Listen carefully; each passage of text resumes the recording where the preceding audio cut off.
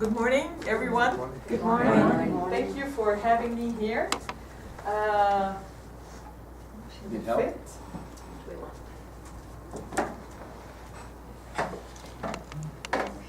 Able to. Forgot to check that part, didn't It's okay. Yeah, it's fine. Thank you so much. It's okay. It's okay. I? Anchor to the Made of floor. bricks. Yeah. It's fine.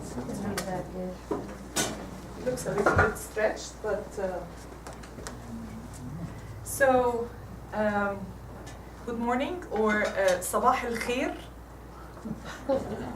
Well, I didn't give you much as a quiz as Bill because already I said it in English. So صباح الخير is good morning in Arabic.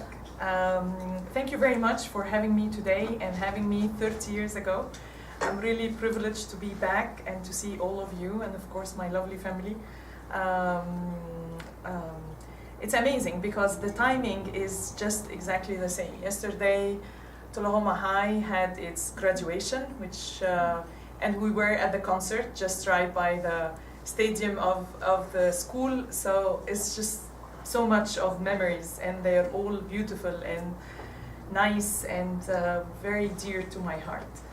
So for today, I just want to take you through a picture presentation about what I did and how those programs really, I mean, on paper, they sound very, very, exactly the outcomes of those programs. So we will get the students from here, and then when they come here, they will be 1, 2, 3. But actually what happens in my situation was much, much more than the outcomes that the programs have had and have planned for.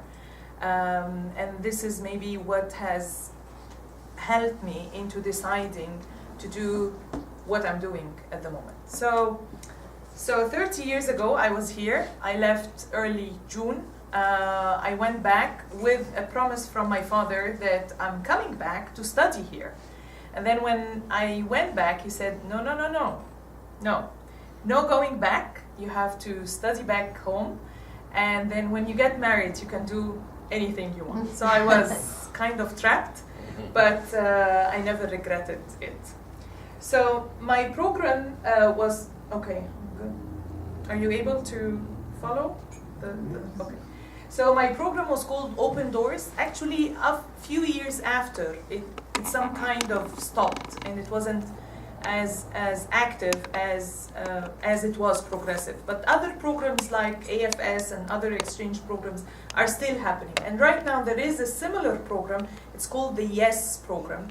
And those programs are usually supported by the State Department, the US State Department, because they believe in not just the need for mutual understanding and tolerance and spreading democratic values around the globe and so on. But these programs are mainly what is called people's diplomacy. So instead of sending ambassadors and doing those formal things, they just send people together.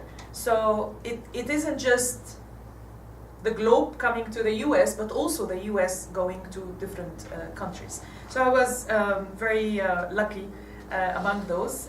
So it gives you really cultural exposure. And culture here, I mean, back home, what people know about the US is just the kind of music, maybe the movies we get, and not very good. Very selective aspects of the culture. But living in a home and coming to a church and going to a school, you get really the full exposure of what a culture really means and how people do things and the things that are untangible and you cannot hold and say this is the American culture. So I got all that. But in addition, I mean, in my situation, it was very strange because I also got married because of my exchange program. My mother-in-law, when she knew about that I've been to another country, actually my parents were fearing that this would stop people from, coming and asking me to get married. But my mother-in-law was very open, and she said, well, if Dalia was able to go and live with people that she doesn't know, then she can bear my son. So this was so with I had really the honor, and I was really lucky to be at the Boss home. I was telling them the other day that there were so much, I mean, in addition to the culture and the English and all that, but there were so many important values. They are very much enriched here in the culture, but they are also global values that you need to see activities and modeling them so you can really understand them. So this is really what I learned in their home, and being around them and being around all of you. I mean, the love, the real love. People who don't know you but still can love you. The care about you, about your welfare, about your studies, about your future, about your children. I mean, why people do that?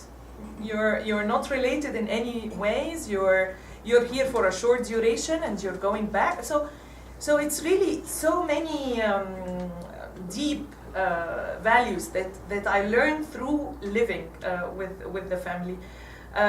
Very human, and as your church, of course, and intellectual. I mean, Bill has always challenged me with questions about history, about physics, science, and so it really nurtured in me thinking and saying why, and do we really have to do that? So those kind of questions, respect, and lots of fun. I mean, with Lulu, we have been going to different parts. I'm even trying to tell her things that we have been doing, and she said, oh really, did we do that? So lots of fun activities that I've been involved in, and I think it all rounded up who I am and what I would do and what I would really like to contribute to others through all this. So I'm back, and my dad decided that I'm not going to come back before I'm married. So this is my university. It's Cairo University. It was built in the 50s, and it was actually a donation by one of the princesses. I mean, after the revolution in the 50s and the military when it came, and many people are talking about the kingdom as or the king at the time as very that they were corrupt and so on. But there were really some of the king's family members that really cared for Egyptians, and this is the Princess Fatma, who donated all of her jewelry to do Cairo University. And women were welcomed at this university. At the beginning they were all men, but in the 50s and 60s more women came into this. So you can see this is the big dome, and I'll show you another picture when Obama came and he was under this dome speaking to the Egyptians. But this is like a regular day, and you can imagine the number of students. I don't have the exact population of Cairo University, but not less than, let's say, 250,000 students. So I got a bachelor in economics and from the Faculty of Economics and Political Science. At the time, I thought that I'm going to be I'm going to work in banks, and I'm going to be an economic analyst, and this is what each year in the summer I would go and do training on. But a little bit of a change has occurred.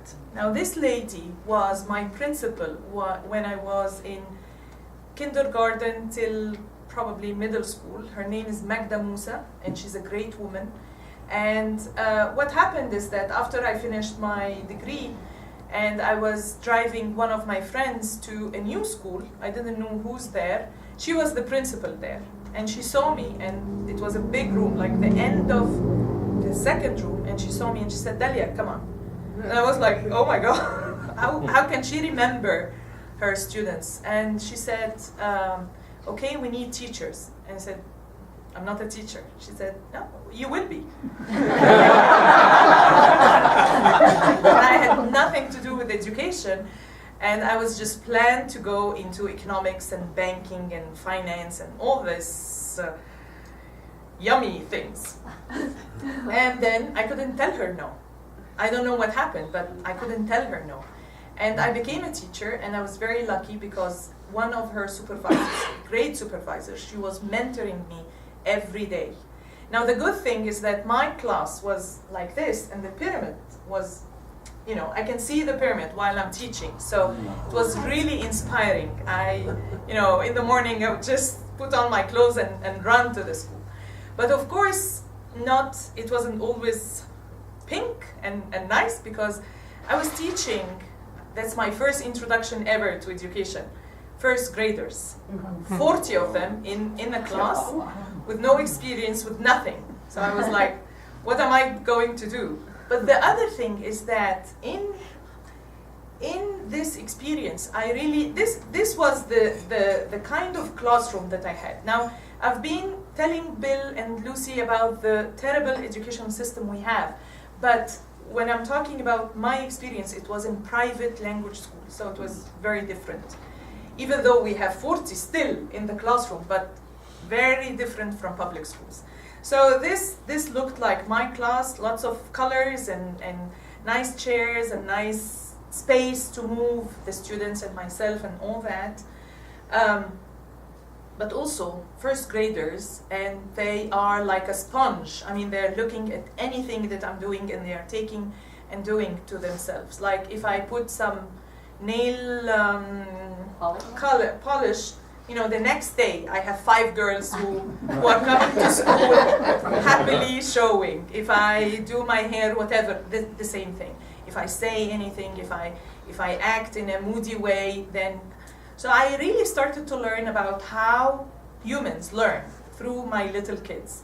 And I watched them and I observed them, and I really started to learn and to enjoy this learning process that happens. I mean, till now I had no idea what I'm doing. But, and then at some point I started taking some graduate classes in economics. And then after 2 courses I said, why economics? I have nothing to do with economics. Let's go back to what I really started enjoying, education. So, back to what Bill was saying, I started doing a master's in quality management in education. Now, in Egypt, if your first degree is economics, then they are expecting that all your graduate degrees would be the same degree. You cannot just pick and choose. So, I was, you know, like my parents and the family, they said, okay, you're taking graduate degrees that the government will not be considering. So I cannot work as a public figure, I cannot teach in public universities with a international graduate degree. Because my first degree, if I want to go into education, I have to take a bachelor degree in education and then I go. Wow. So I said, no way, I'm not gonna do that. So I did this degree in quality management in education from a university in England. And then I started doing some teacher training in English, teaching teachers of English how to teach. And then at some point, one teacher asked me a question that I couldn't really answer. So I said, well, I better be more equipped. So I took a certificate in teaching English as a foreign language. So I would be more equipped with that. And that was from Santa Cruz. And then finally, since 2000, I started working on projects and programs that are on a national level. So I really got very close to teachers and parents and students, and this was on the public level. So I was really looking into the problems of every day and how our teachers and the curriculum and all that.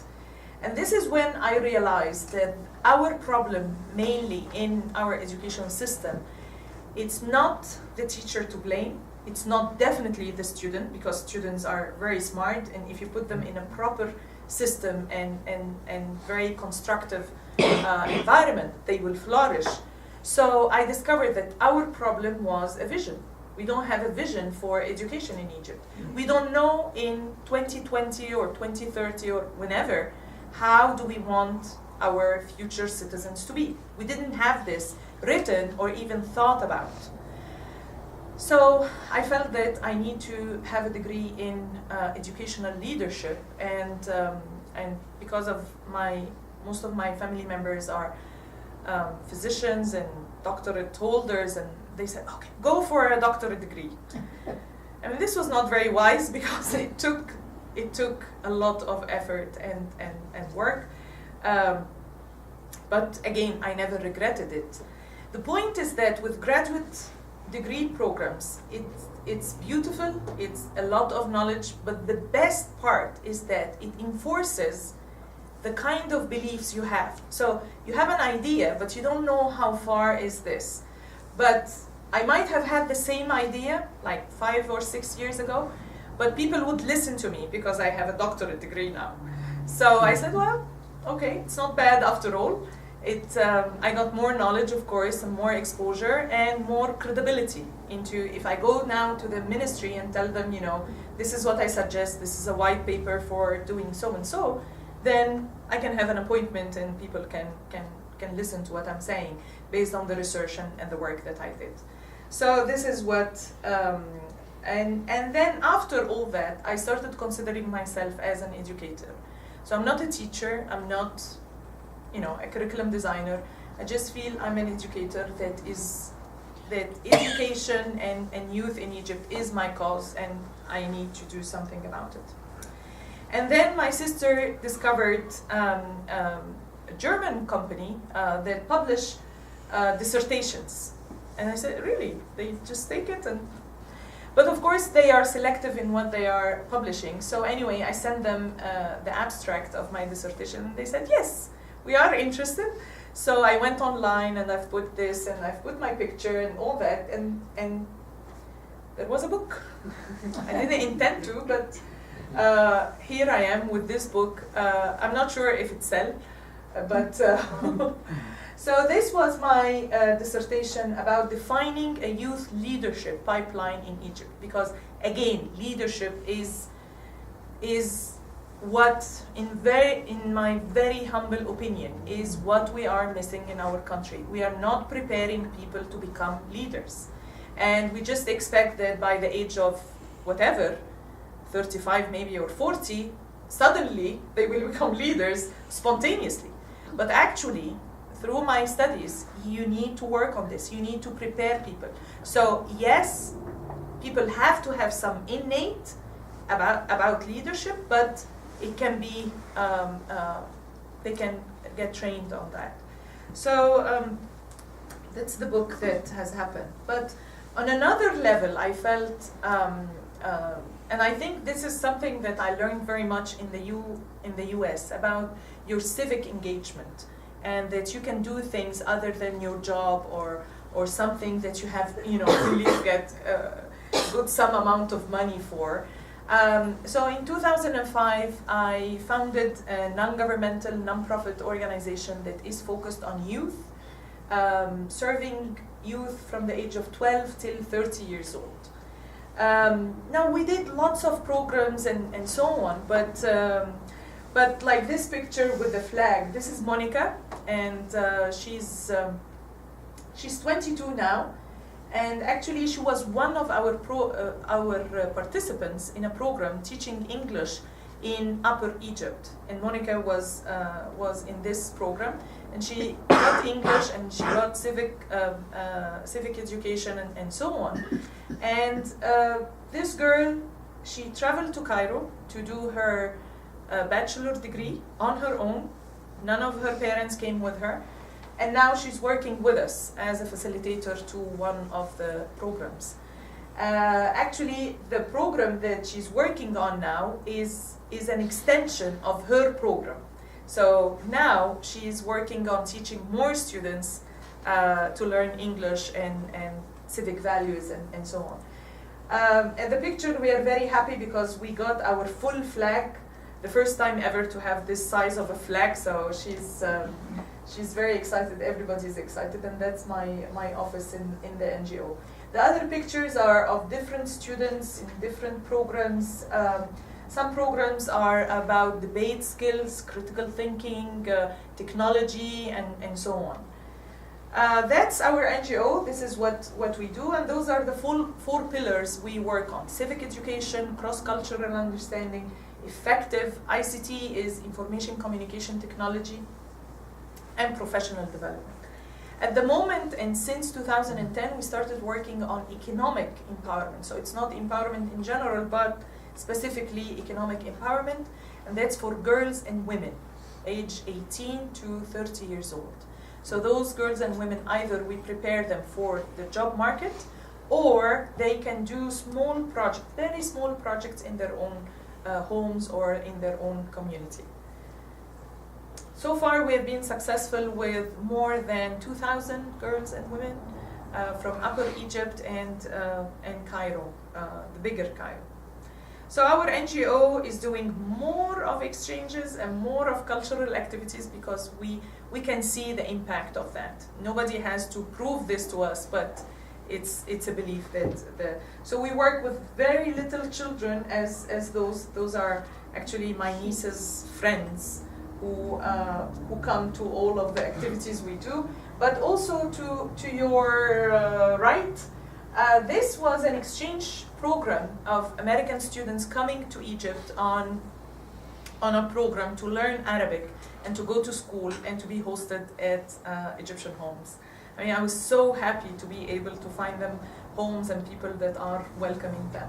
This is, of course, most of those activities have happened before the revolution in 2011, because after that and the instability in security and so forth, so it was not very much recommended to host American students. But we did lots of programs on that. There is another program that I'm involved in very much, and our NGO involved in, it's called iEarn, that's originally started in the US in the 80s, mid-80s, and it's about online project-based learning. And it brings students and teachers from around the globe, more than 120 countries. And you can see like the picture again on your right. This is the type of educators you get in one place. So Dalia from Egypt, Diana from the US, Yoko from Japan, Senegal, again the US, Taiwan, and so on. That's how we come together. Common values and common respect, and we do, and our students love to do the work. Again, with this picture, this is again one of our students, and now he is a trainer. Whenever I see them, growing and having their lives and getting graduate degrees and having families and so on, I mean, it's lovely. Bill talked about the Eisenhower Fellowship. I really hope that you would disseminate this information to your circles, because as much as the Eisenhower Fellowship is serving the world to come to the US and learn about the programs here, but also it serves Americans to go to the world and do stuff. The best thing about this program is that you are the one who design your program. So when I went on this fellowship in 2005, I really wanted to know how American organizations related to youth work on civic education. What do you do? So my program included 9 states, and I think around 150 youth organizations and schools and so on. And I learned how, in different ways, whether formal or informal, American organizations teach and practice civic education. So that was my focus on that. And of course, whenever I'm in town, people would know, they take me immediately to schools to talk about Egypt, because if they have a unit related to Egypt and so on, and that's the best part. I love being in classrooms. Now with our programs, we are very much related now also to the US Embassy. Not just because I've been here myself and cherish cherish that, but also because in Cairo they care very much about youth, and I always say that because they are, especially the programs like the RELO, the Regional English Language Office at the embassy. I mean, things that are not related to politics at all. It is related to serving the youth, and definitely, I mean, in a program that we are teaching English for 2 years, then of course there is definitely some of the American values, but it has nothing to do with politics. So in the picture to the left, this was a launching of the Access program, which teaches English for 2 years for around 800 students. Our share is about 200 of those, and 2 other organizations. And we had the ambassador. Here's the ambassador, and he's shaking hands with one of the teachers. And this lady, wonderful lady, Dr. Ruth Petzel, who's the regional English language diplomat in Cairo.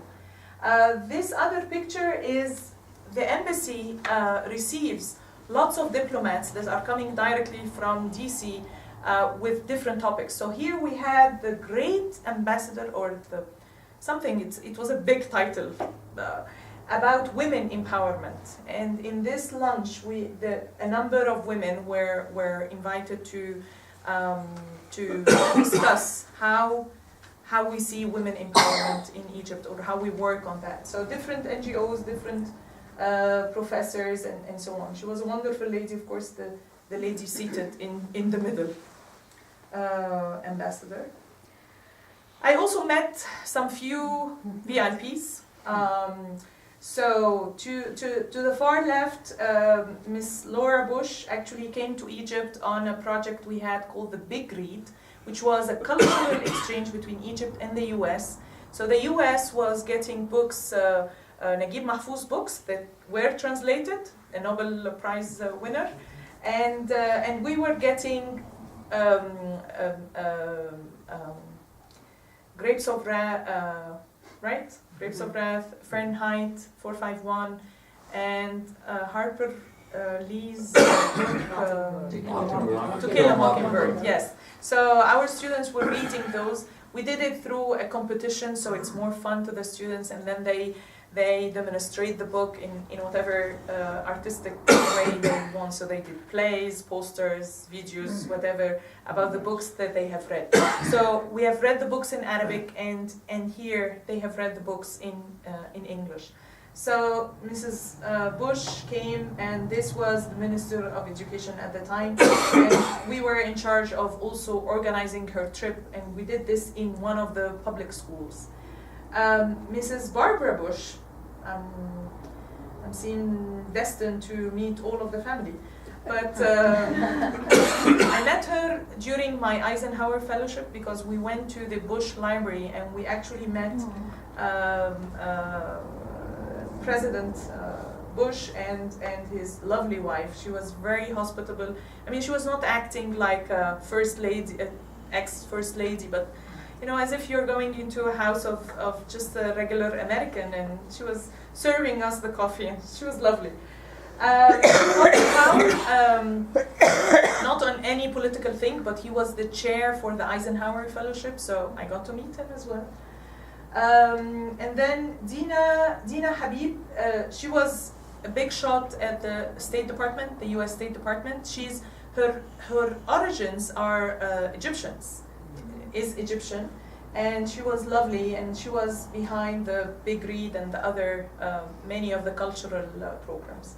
Mrs. Mubarak, I got to meet her in 2004 because there was a ward under her name, and we got to meet her again.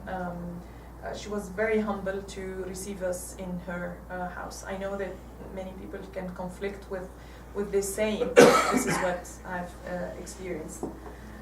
John Kerry, I met him twice. One time we were in a program and we met him in DC, and the other time he attended my son's graduation and gave the speech. So I didn't meet him face to face, but he was on the screen. Al Gore, I met him 30 years ago when Lucy Boss took me to Nashville, to the Senate there, and when we were walking by, she said, come on, shake hand with this man. And of course I didn't know, so I shook hand, and it was Al Gore at the time. He was the senator of Tennessee, and then, you know, whenever I saw him on the news, I said, oh, you know, I've seen this man before. Bill Gates, I've seen him in Doha, Qatar. There was a huge conference. If you know, Qatar has a base for the most, or some of the Ivy Leagues, the American Ivy Leagues universities, like Carnegie Mellon, ATM, Texas A&M, Stanford, I mean, big names. So they have like a branch of those universities there, and he was going to give a talk. And I was really surprised to see, like, only in the audience, I mean, there were so many people, but there were like just 5 Qatari students in the audience. And I was, oh my God, I mean, this is, if we agree or we don't agree, but this is a great man that did something in this world, at least Windows, if we don't agree with anything he did. But I mean, Windows was a transformation in our understanding and use of the PC. So that's another figure that, those are the people. Now another great man, this is Dr. Ibrahim Abul Aish, and he is the founder of a huge group of companies in Egypt.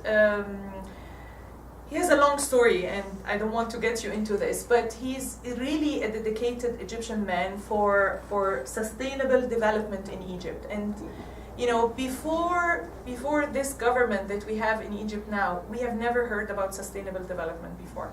So he started working on that 35 years ago, and now not only that, but he has founded the first university in Egypt and the Middle East that cares for sustainable development. So we are in this university, we are doing engineering that is related to clean energy and water and all that. So that's another figure that has affected my understanding of so many things. And this is my team at the university. I'm responsible at this university for the core program, which is a foundation program for all students to take arts and social sciences and to become more human than just, you know, I'm an engineer or I'm a pharmacist and so on, but to have a holistic development of the students. So those are some of the professors and the teachers and so on there. I also do lots of training and development, and I told you that I love being in the classroom. And so actually I taught all stages. I taught preschool, school, pre-university, university level, all that. But right now I'm more into adult teaching. So on your right, this is my class of teachers and principals who take a program at the American University in Cairo. And because the university here decided not to do a graduation because of the expenses, so they decided to do their own graduation on our last class. They did that, and these are materials that they did. Very creative, a group of teachers. And then here on the other, I was giving also many of our faculty members, not many, actually all of them, they get to be hired as faculty members in universities based on their GPA. So a person who got 3.8 in his bachelor becomes automatically a teacher in a university, but he doesn't know how to teach. So you can imagine that teaching is terrible, and they're still taking the same old educational system with them into the university. So no real critical thinking or research or anything, because they don't know how to do that. So that was a program especially for faculty members. Okay. Spiritually, I'm Muslim by birth. I had all my years questions about that, and sometimes when I used to ask my father, he would say, you know, this is how it is. Why? But sometimes the too many whys are not welcomed. Well, I worked my way over the years to, I said, okay, I think it's my responsibility to find out what I want. So I read the Quran several times. I'm not fluent. I mean, that's my native language, but it's hard. Arabic is hard, especially the classical Arabic is hard. So I read it several times and I tried to understand what's really there. And then last year I decided to go to Hajj. I really wanted this like 5 years ago, but according to Saudi Arabia laws, before the age of 45, women cannot go on their own. They have to be attended by a male that is close to her, father, brother, husband, son, you know.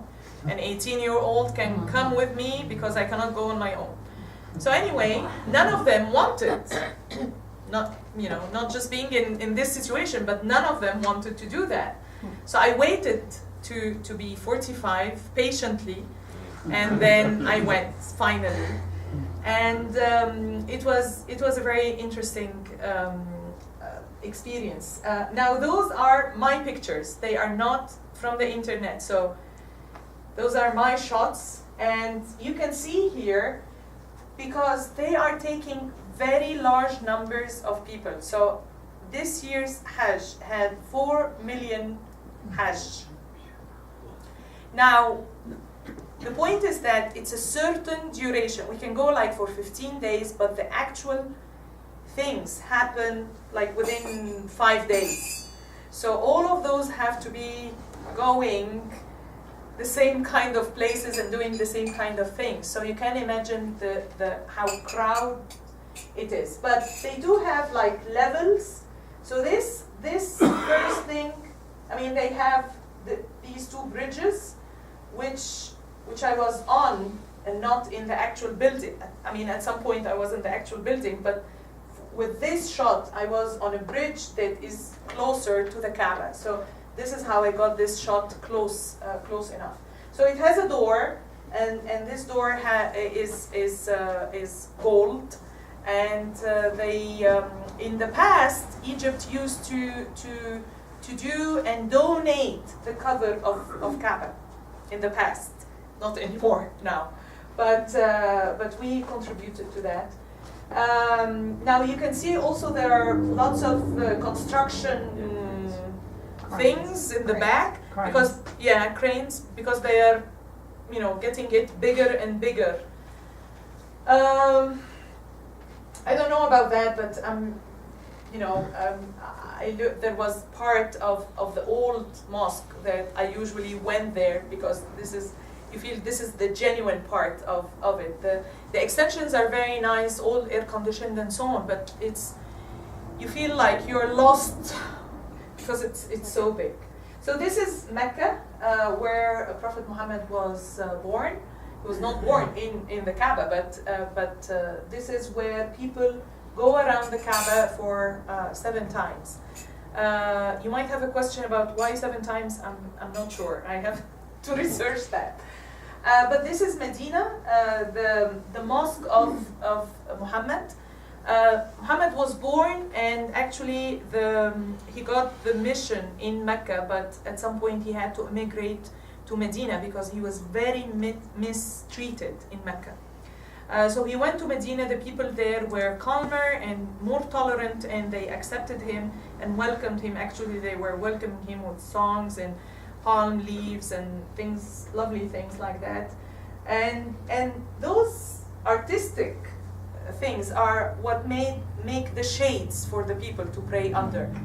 You can imagine it comes up to 45 Celsius in the morning. So it's really, but also the flooring is very good, and you can cover yourself with water all the time to cool down. 45 Celsius was around 120 something degrees. Yes, 120 something Fahrenheit. So this was in the dawn time, and it just looked beautiful. So I took this shot, and of course on those trips we have to be covered. We are not supposed to cover our faces. So in Hajj, women cannot cover their faces, which is the extremists ask their women to do that. So It's not supposed. It's the face, the full face that, and the hands and the feet. Other than that, covered, but not in. And also, it's we always wear white. I think most pilgrims like the color white, but also for heat purposes. Now, in this trip, I felt I'll get all the answers. I didn't. I think I'm just starting because I was kind of many of the things I didn't know, like what should we be doing now? So I kept on reading things, and I kept on not just doing that's all, but I thought of like why are we doing this? Like with the Hajj, we are mainly following what Prophet Muhammad did at the time. I still can see that some of the things, even the people who are advising us, some of them don't know like the sense of it, and that's why sometimes they say things that are not, like if they didn't do a certain thing and you ask them why this is not there, they say, oh, the Hajj is a hardship and you have to bear it. Well, but there is a component that you did not supply us with, as an example. But anyway, so some of the people just take it as an excuse that there has to be hardship. But I think it can be much easier and more caring for the people that go, because as I told you, it's expensive and so many people go and they should be treated better than that. So that's my idea of this. Now, my second generation, I have two boys.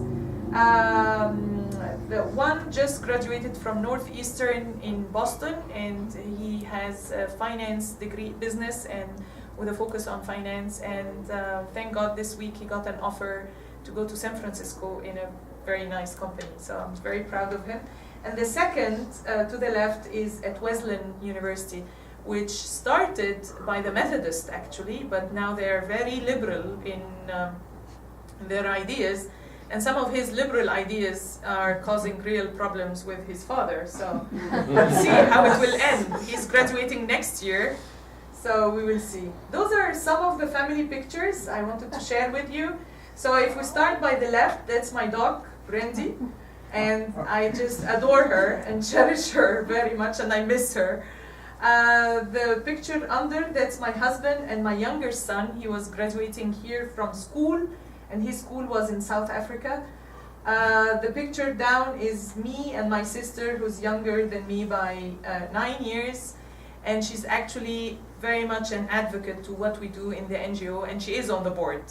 No, she's an advocate for that. And here we were in Upper Egypt on one of the women programs that we're doing. The following here, lovely men in my life, my younger son, and then my father beside him, and then my father-in-law. My father-in-law is more like Bill, challenging me all the time intellectually. And then my brother and his family, and then here my husband and myself, we were in Austria. Then we have a cat who's around 16 years old now. And then my son, this was few weeks ago in his graduation. My interests are mainly traveling, I think. So I've been in different parts of the world. Unfortunately, a few years ago, I used to go to beautiful places, but I was so focused on work or studying. And at some point when I was with the University of Phoenix, I came from the airport, went to the hotel where the seminar was, and then from the hotel to the airport. So when I turned 40, I said, this is stupid. I have to see at least the city that I've been. So here, the first one to the left is Aspen, Colorado. It's just heaven on earth. And this was with the sunrise, and we had a hike. And you can see just everything on the water. I mean, the water is a mirror to the thing. Again, my sister, I love this kind of bonding with progressive women and so on. This picture is in Brazil. close to Rio de Janeiro. That's again my dog. But I got very interested in dogs and raising them, and 2 years ago she got 10 puppies, so I had to care for 11 dogs in my house. But I love them.